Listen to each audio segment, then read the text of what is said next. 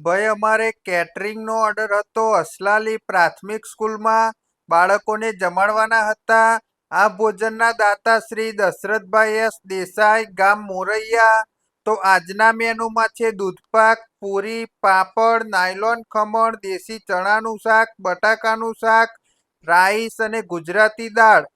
આજે તો બાળકોના મોં ઉપર સ્માઈલ જોઈને જ આનંદ આવી ગયો.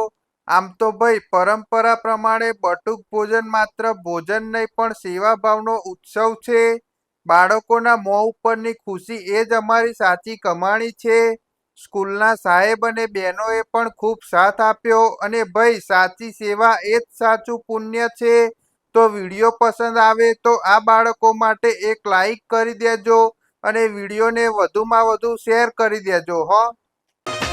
મારું સાહેબ બોલે કેટરેસ હા